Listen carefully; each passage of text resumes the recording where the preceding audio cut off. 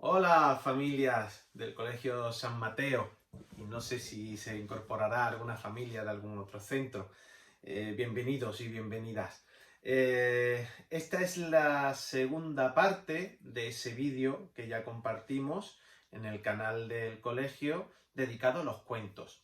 La primera parte, el vídeo anterior, era sobre la importancia del cuento en el acompañamiento al desarrollo evolutivo, de por qué los cuentos encajan perfectamente en el desarrollo emocional, motriz, psicológico, lingüístico, etcétera, etcétera. Si no lo recordáis, o si queréis recordarlo, o si no lo habéis visto y os lo apetece, pues nada, en el listado de vídeos de la Escuela de Familia del CEI San Mateo, ahí lo tenéis. Como digo, esta es la segunda parte, que tiene que ver con los cuentos, y va a estar dedicada a cómo los cuentos son una herramienta magnífica, tanto en el centro escolar como ahí en las familias, para acompañar al proceso lectoescritor. Lectura y escritura. Bueno, pues antes de meternos en materia, voy a hacer un poquito de contexto, que se llama, ¿no? De por qué y para qué de este vídeo que nos trae entre manos. Bien, sabemos, y si no lo sabemos, lo comenté en el vídeo anterior, que en el desarrollo humano, en el desarrollo de las personas, la capacidad lingüística, adquirir un lenguaje, un idioma, en nuestro caso, por ejemplo, el español o cualquier idioma materno, pues es algo intrínseco al ser humano. Forma parte de nuestra naturaleza. Adquirir esa capacidad del lenguaje y relacionarnos con el resto de seres y con el mundo en general a través de ese lenguaje. Lenguaje no solo verbal, también corporal, etcétera, etcétera. Bien, pues esto es algo propiamente humano. No hay que hacer nada especial para que aprendamos, los bebés aprendan a hablar, a adquirir el lenguaje. Os pongo un ejemplo. ¿Se le puede enseñar a un pez a nadar? Creo que estaréis de acuerdo conmigo en que no hace falta. El pez es un ser acuático. No hay que enseñarle a nadar. Forma parte de su naturaleza el nadar. Lo único que necesita es nacer en un entorno apropiado, es decir, en un entorno acuático. Si un pez no nace en un entorno acuático, evidentemente morirá, pero no podrá desarrollar esa capacidad que es suya. Se le impide. Pero si el ambiente, si el lugar donde nace el pez es un lugar acuático, nadará. No hace falta enseñarle. Bien, pues el ser humano es un ser lingüístico. No hay que enseñarle a adquirir el lenguaje. Si está en un entorno lingüístico donde la gente habla, conversa, escucha, en ese entorno, salvo que haya algún trauma, alguna dificultad de nacimiento o posterior, etc., va a aprender, va a adquirir el lenguaje. Bueno, pues hasta aquí yo creo que podemos estar de acuerdo. Pero ¿qué ocurre con la lectura y con la escritura? La lectura y la escritura es un invento humano. Antes de que existiera la lectura y la escritura, ya hablábamos, ya nos comunicábamos. La lectura y la escritura surge relativamente pronto en la historia de la humanidad, teniendo en cuenta los millones de años que llevamos aquí, ¿no? La lectura y la escritura tiene unos pocos miles de años. Los primeros escritos son del 3000 antes de Cristo, que dice, ostras, 3000 antes y 2021 después ya son más de 5000. Bueno, pero es que el ser humano, como digo, llevamos cientos de miles de años aquí. Y no se escribía y no se leía antes. Bueno, pues es un invento. La lectura y la escritura es un invento. Entonces, el ser humano, aunque viene predispuesto para adquirir el lenguaje, la lectura y la escritura es, por así decirlo, un entrenamiento.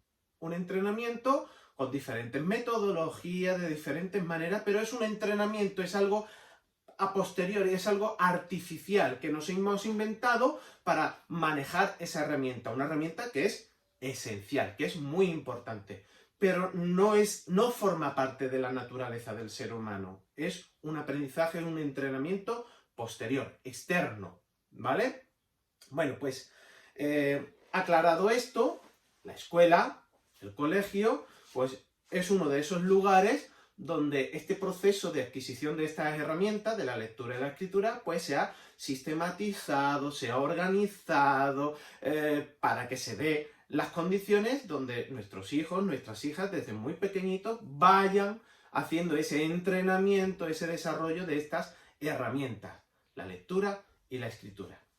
Bueno, como decía en el vídeo anterior, el cuento encaja en nuestro cerebro narrativo. Nos relacionamos con el mundo a través de historias, cuentos, no de datos. No voy a profundizar en esto porque ya lo hice en el vídeo anterior. Bien, pues en el proceso lector-escritor, el que utilizamos los cuentos que encajan tan perfectamente con nuestra manera de desarrollo del cerebro, pues hace que el cuento sea especialmente idóneo para el trabajo con la lectura y con la escritura, independientemente de la metodología que se utilice, etcétera, etcétera. Ya tenemos una de las primeras razones por qué el cuento, la presencia del cuento en la escuela, en las familias, en general, es una herramienta no solo para el desarrollo humano, como vimos en el vídeo anterior, sino también para esto de entrenarnos en la lectura y la escritura. Pero aquí sí quiero hacer una diferenciación.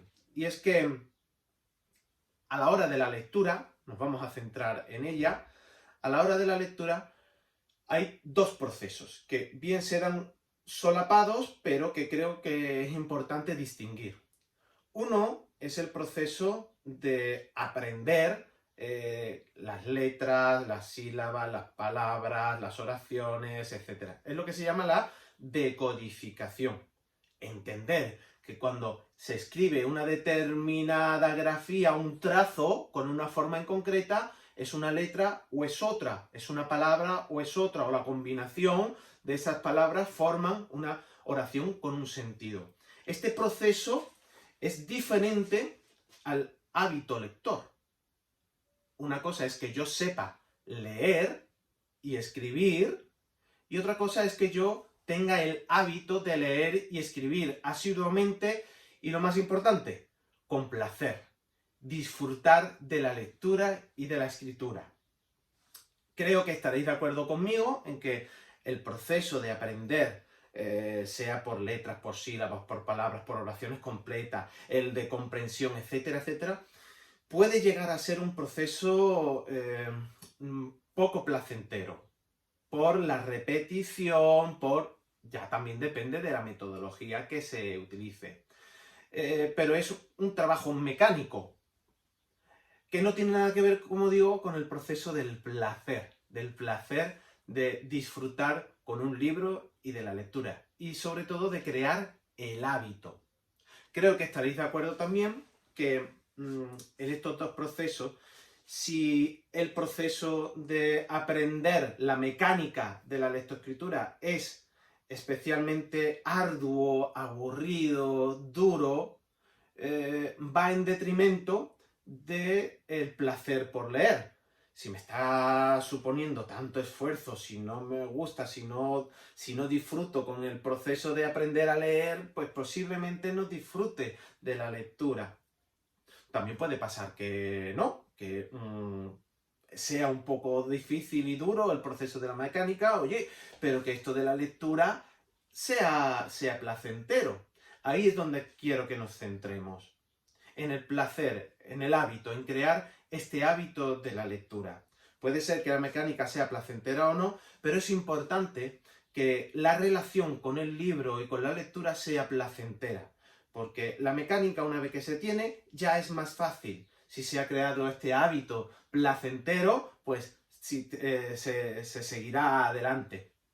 Pero si no establecemos un vínculo, una relación de la lectura con un momento de placer, va a ser muy difícil este hábito, que se desarrolle el hábito por mantener una lectura por placer. Evidentemente, teniendo estas dos partes de la lectura, la mecánica y la del hábito, por lo menos distinguidas, a la hora de buscar actividades, a la hora de buscar los momentos en los que se va a propiciar una u otra, son diferentes. El placer no se va a desarrollar a partir de unas actividades arduas, repetitivas, etcétera, etcétera, etcétera. Y sí es verdad que el placer puede facilitar este proceso mecánico un poco más cansado. Pero claro, no sé si ya os estáis haciendo esa pregunta. ¿Cómo se puede disfrutar de la lectura si todavía no se puede o no se sabe leer? Ahí sí me gustaría que nos parásemos y pensásemos un momento en qué significa leer. ¿Qué es la lectura? ¿Qué es la escritura? ¿Es solamente ver unos símbolos, unos dibujitos y entender lo que ahí pone? ¿Es solamente escribir eso para expresar algo o hay mucho más allá? La propuesta de este vídeo es que salgáis con la idea de que es mucho más que eso.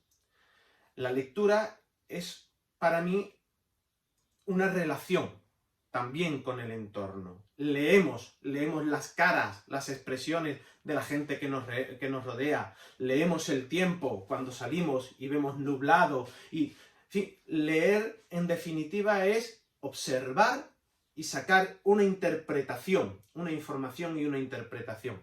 Si entendemos la lectura así, desde muy temprano podemos estar cultivando, trabajando el hábito, el placer por la lectura, aún sin conocer la mecánica. Ahí es donde nos vamos a centrar, en este momento y en posteriores. La relación con la lectura hay que cultivarla desde el principio. ¿Y cómo se hace? Pues que la lectura esté presente. Que la lectura, los libros estén al alcance de la mano. Hay muchos tipos de libros. Afortunadamente, el mercantilismo que se ha hecho de la literatura ha propiciado pues, que haya mucha oferta. Antaño, cuando no había tantos libros, pues estaba la oralidad, los cuentos. Era la relación con la lectura y la escritura, una primera aproximación. El disfrutar de la lectura, un momento, el pilar de la afectividad, un momento placentero, de relación con las personas en torno a una historia que puede estar o bien oralmente o puede estar en formato libro. En función de la edad de nuestro hijo, de nuestra hija, desde muy bebé, puede estar presente el hábito lector.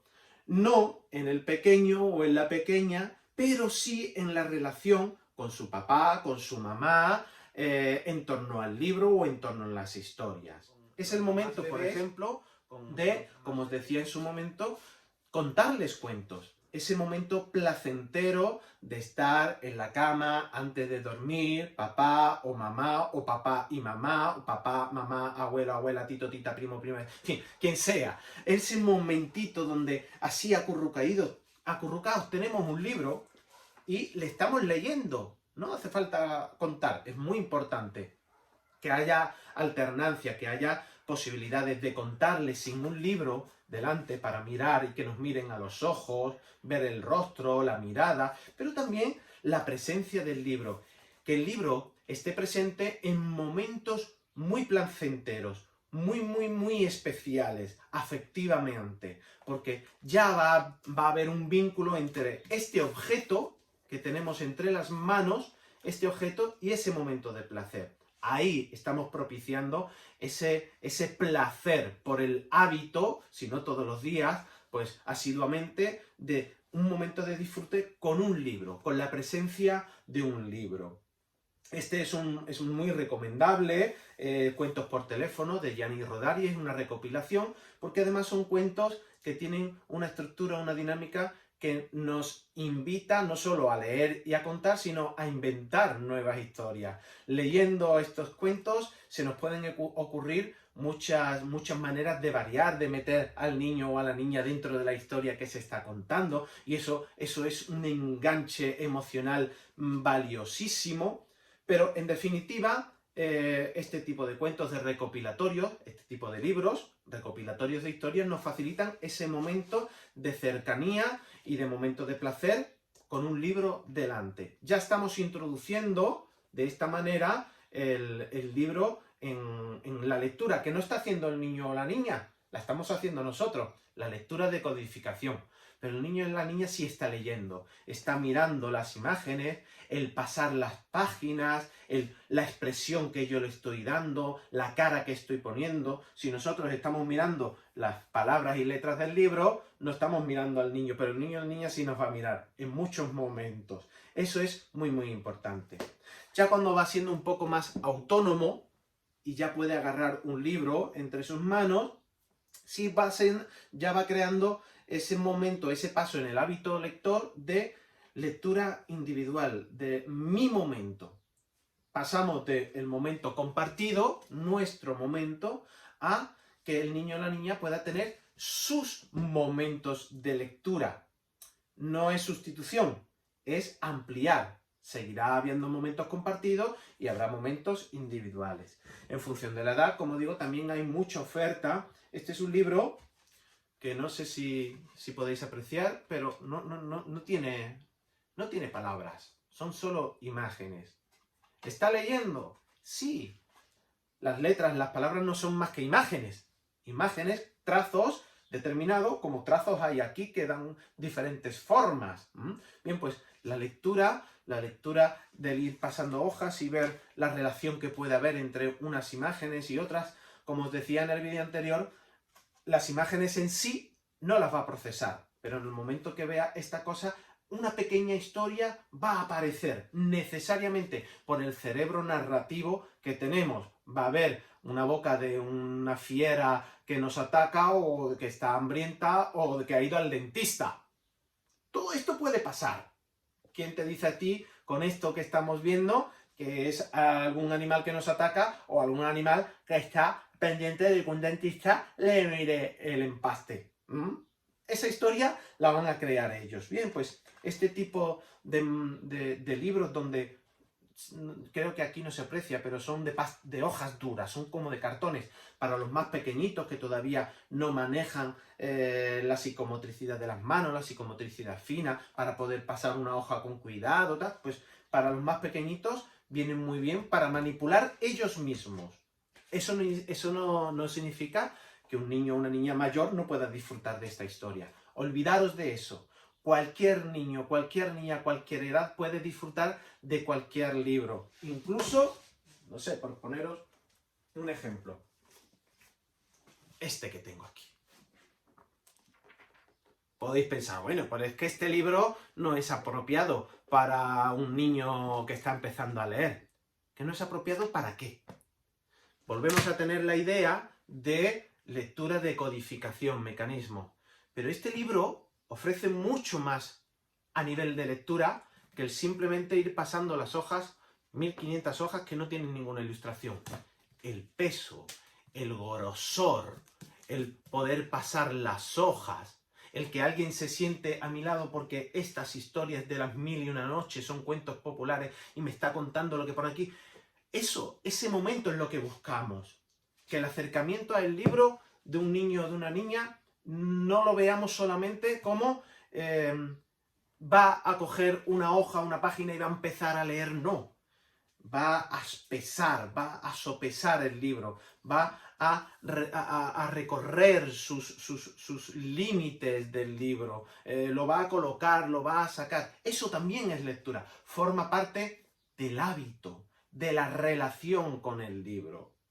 Algo que no podemos coger, pues al final, si se convierte en un castigo, pues no es placentero.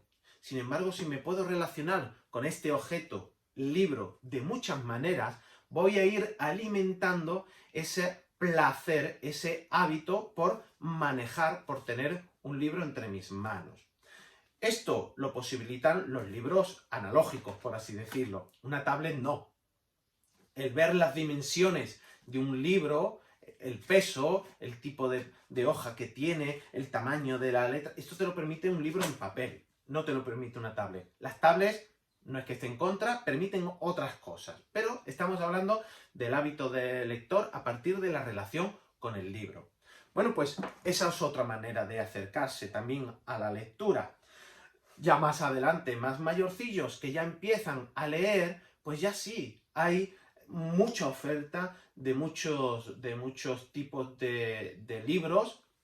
Dicen que para infantil es la manera de publicitarlos y de hacernos llegar a ellos, pero como digo, cualquier libro puede servir. Estos, que están catalogados como de infantil, están pensados para que atraigan, para que tengan algo que se sabe, pues que en la edad que están les puede interesar, pero que sea simplemente una información, no una limitación. Niños pequeños, muy lectores, que se leen grandes colecciones como las de Harry Potter, ¿no? Adultos que disfrutamos, en mi ejemplo, de los álbumes ilustrados, ¿no? De lo que es un cuento y es un librito muy cortito de pocas páginas con una historia, con unas ilustraciones y que es una belleza. En fin, para gustos, colores, ¿verdad? Lo importante es que cada persona en ese desarrollo del hábito placentero encuentre su gusto, el tipo de libro, el tipo de lectura, cómics, cuentos, poesía, hay mucha variedad. Esa variedad es importante que tengan acceso a ella.